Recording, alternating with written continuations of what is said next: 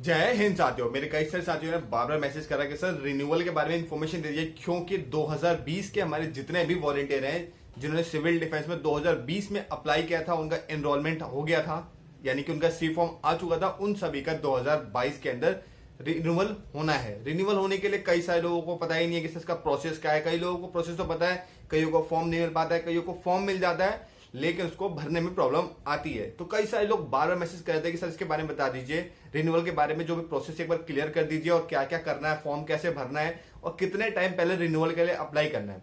यानी कि रिन्यूअल से लेकर के आप सभी को सिविल डिफेंस के अंदर ज्वाइन है और आप लोग रिन्यूअल करवाना चाहते हैं डिपार्टमेंट में आगे रहने के लिए, जुड़े रहने के लिए, तो इसका क्या प्रोसेस है, इसके लिए A to Z इन्फॉर्मेशन मैं आपको इस वीडियो में प्रोवाइड करूंगा, जिससे कि एक बार आपको पूरी वीडियो वॉच कर लेंगे तो आपको रिन्यूअल को लेकर के कोई इंक्वायरी नहीं रहेगी। खासकर पुराने जो वॉलंटियर उनको तो आइडिया होगा क्योंकि वो बार रिन्यूअल करवा चुका, लेकिन 2020 या 20 के बाद के जो वॉलंटियर ज्वाइन हुए हैं सिविल डिफेंस के अंदर 2020 में या 20 के बाद यानी 21 में या जिनकी 22 में ज्वाइनिंग हुई है, उनको रिन्यूअल के बारे में ज्यादा आइडिया नहीं होगा क्योंकि उन्होंने अभी तक रिन्यूअल नहीं करवाया है। तो फर्स्ट ऑफ ऑल आप सभी को पहले बता दो, रिन्यूअल के लिए आप लोगों की बेसिक ट्रेनिंग कंप्लीट होना बहुत ज्यादा जरूरी है। यानी कि आप लोगों की कम से कम सिविल डिफेंस के अंदर बेसिक ट्रेनिंग कंप्लीट हो गई हो तभी रिन्यूअल पॉसिबल हो पाएगा, अदरवाइज आप लोगों को दिक्कत आ सकती है।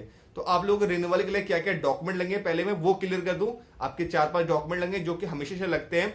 आपके पैन कार्ड, आधार कार्ड, आपकी बेसिक ट्रेनिंग सर्टिफिकेट, उसके अलावा आपका बैंक डिटेल भी ले ली जाती है, वैसे जरूरत नहीं होती पर ले ली जाती है। साथ ही आपका एजुकेशन क्वालिफिकेशन डॉक्यूमेंट भी लगता है और साथ ही आपका बेसिक ट्रेनिंग सर्टिफिकेट।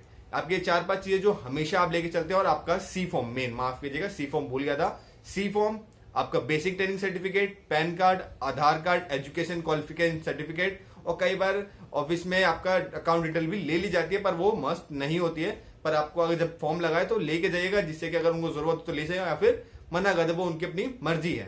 ठीक है, ये आपके डॉक्यूमेंट है। साथ ही एक मस्ट चीज आप लोगों को पुलिस वेरिफिकेशन है कि पीसीसी फिर से करवाना होता है। पीसीसी आपने जब सिविल डिफेंस से अप्लाई किया होगा तो पुलिस वेरिफिकेशन आपने करवाया होगा, जिसके आपको जो भी 200-250 रुपए फीस लगी होगी वो आपको फिर से करवाना पड़ता है। डॉक्यूमेंट में आपका पुलिस वेरिफिकेशन भी लगता है। तो आप लोगों को पीसीसी भी आप पहले अपना क्लियर करवा लें। डॉक्यूमेंट में आपका पीसीसी भी इंक्लूड किया जाएगा, यानी कि अब डॉक्यूमेंट आपके बढ़ गए, पीसीसी भी इंक्लूड हो जाएगी। सारे डॉक्यूमेंट अगर आपके पास अवेलेबल हो जाए, पीसीसी आप लोगों को कितने टाइम पहले करवाना है, इस चीज को लेकर भी लोग कंफ्यूज रहते हैं, तो उस चीज में क्लियर कर दूं। पहले आप लोगों को पुलिस वेरिफिकेशन करवा लेना है। साथ ही आप लोगों को अपना सी फॉर्म, बेसिक ट्रेनिंग सर्टिफिकेट, आधार कार्ड, पैन कार्ड और एजुकेशन क्वालिफिकेशन सर्टिफिकेट, ये सारा कुछ अपना रेडी रखना है। देन इसके बाद आप लोगों का आपका सिविल डिफेंस का जो रिन्यूअल का है वो फॉर्म लेना है। फॉर्म भी 5-6 पन्नों का है, वो मैं आपको अभी ग्रुप में डाल दूंगा। वैसे तो कई सारे ग्रुप में बार बार घूमता रहता है, पर आपके पास अगर ना हो तो आप टेलीग्राम ग्रुप पे मेरे ज्वाइन हो जाएगा। टेलीग्राम ग्रुप का नाम मेरे सेम इसी चैनल का नाम है हेल्प फॉर एवरीवन 2.0। अगर आप सर्च करेंगे तो आपको मेरा ग्रुप मिल जाएगा, वहां से आप ज्वाइन हो जाएंगे। तो उसमें आपको मैं सारे पीडीएफ प्रोवाइड करता हूँ। साथ ही जो लोग मेरे व्हाट्सएप वगैरह ग्रुप में जुड़े हैं वहां भी पीडीएफ में प्रॉपर देता रहता हूँ। आप बस ग्रुप को चेक करते रहेंगे तो आपको पीडीएफ और सारी अपडेट इन्फॉर्मेशन मिलती रहेगी।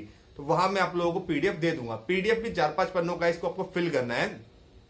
अगर आपको फिल करना आता है तो बहुत अच्छी बात है, अगर आपको नहीं आता है तो मैं आपको स्टेप बाय स्टेप सब कुछ गाइड कर देता हूं, जिससे कि अगर आप फॉर्म भरे तो आपको दिक्कत ना आए। आप एक बार लास्ट तक वीडियो देख लीजिए। सबसे पहले आप जो फॉर्म ओपन करेंगे, पीडीएफ जब आपको मिल जाएगा, तो पीडीएफ में कई पन्ने थोड़े ऊपर नीचे हो सकते हैं, उसको लेकर कोई दिक्कत नहीं है।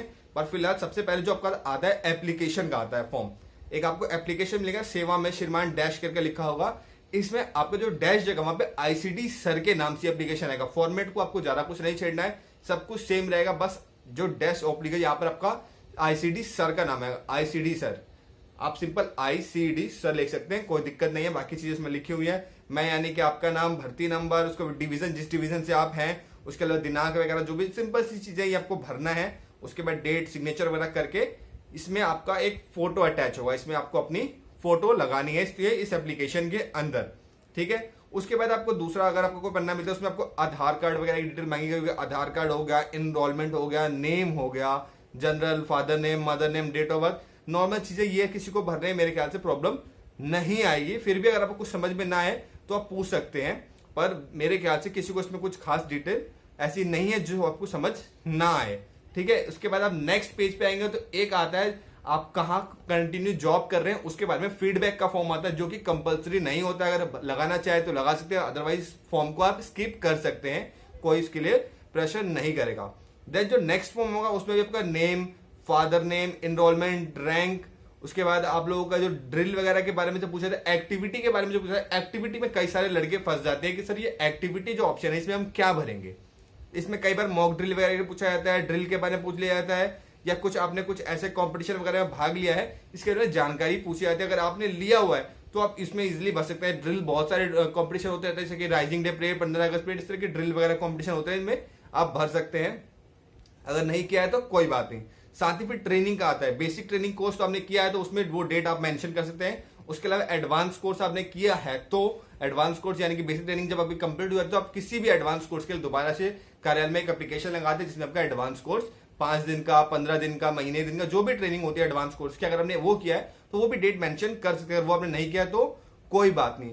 उसके बाद जो नीचे आता है इनरोलमेंट, इसमें पूछा जाता है इनरोल में आपने किसी को इनरोल किया है डिपार्टमेंट के अंदर, कि आपके रेफरेंस से कोई सिविल डिफेंस के अंदर ज्वाइन हुआ है। अगर आपके रेफरेंस से आपका फ्रेंड भाई को ज्वाइन हुआ है, कितने लोग ज्वाइन हुए इसके एक नंबर्स दे सकते काउंटिंग में कि हाँ इतने लोगों को मैंने ज्वाइन किया है। इसमें भी आपको किसी तरह कोई प्रॉब्लम नहीं आनी चाहिए। अगर फिर भी किसी को कंफ्यूजन आती है तो आप अपने किसी भी सीनियर से गाइड ले सकते हैं। वैसे तो आप 0 भी लिखेंगे तो कोई दिक्कत नहीं है, पर मेरे ख्याल से हर कोई किसी ना किसी के रेफरेंस से ही लगता है डिपार्टमेंट के अंदर, तो आप नंबर्स दे सकते हैं। देन नॉर्मली फॉर्म क्लियर हो जाएगा, इसमें और कुछ ऐसा नहीं है भरने के लिए। उसके बाद नीचे आपके अधिकारियों के जो नीचे साइन आएंगे सिग्नेचर के, जैसे डिवीजन वार्डन, पोस्ट वार्डन, जो भी हेडक्वार्टर, इसमें डिप्टी चीफ वार्डन वगैरह के सिग्नेचर है, तो आपके जो भी आपके अपने डिवीजन डिस्ट्रिक्ट में जो है उनसे जाकर के आप डायरेक्ट साइन करवा दीजिए। फॉर्म आपका फिल हो जाएगा, साइड डॉक्यूमेंट आप अटैच कर देंगे, तो ले जाकर के अपने warden, post warden, deputy post warden जो भी होंगे उनसे जाके आपको वेरीफाई करवाना होता है अपने फॉर्म को, वो सिग्नेचर कर देंगे आपका। देन उसके बाद क्लियर। उसके बाद नेक्स्ट फॉर्म है सेम, इसमें भी आपका भर्ती नंबर वगैरह, एनरोलमेंट वगैरह बेसिक चीजें मांगी जाती है, वो अपना फिल कर दीजिएगा।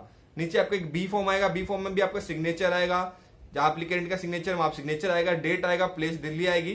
देन ये फॉर्म भी कंप्लीट। 3-4 पन्नों का फॉर्म है, आपको ज्यादा परेशानी नहीं आएगी भरने में। फिर भी अगर किसी को कोई कंफ्यूजन आती है तो आप बिल्कुल पूछ सकते हैं, अगर आपको कुछ समझ में ना आए तो। अब रह गया, आपने फॉर्म भर लिया, डॉक्यूमेंट सबमिट कर लिया, अभी ऑफिस में जमा कब करना है, ये एक बड़ा सवाल है कि सब कुछ कंप्लीट करने के बाद कुछ फॉर्म को जमा कब करना है।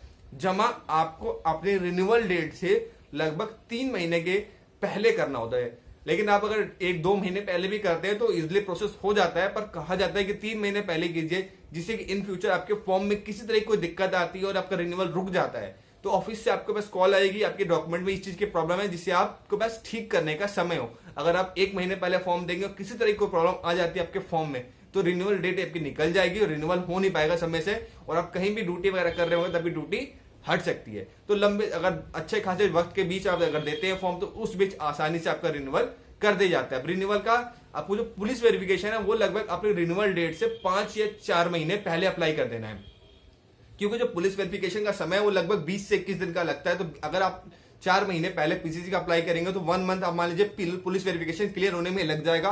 देन 3 मंथ्स आपके हाथ में रह जाएंगे, जिस बीच आप आराम से सारे डॉक्यूमेंट्स को फुल भर के अटैच करके ऑफिस में सबमिट कर सकते हैं, क्योंकि पुलिस वेरिफिकेशन 6 मंथ तक वैलिड होता है। तो कोई दिक्कत नहीं, आप अपने रिन्यूअल डेट से 6 मंथ पहले भी चाहे तो इजिली कर सकते हैं, जिससे कि अगर आपका पुलिस वेरिफिकेशन रिजेक्ट हो जाए तो दोबारा आप अप्लाई कर सके, इतना आपके पास समय हो। तो आप सभी को समझ में आ गया होगा आपको रिन्यूअल में डॉक्यूमेंट क्या क्या लगना है, कितने समय पहले करना, और ये ऑल ओवर दिल्ली के हर डिस्ट्रिक्ट, हर डिवीजन में सेम प्रोसेस होता है।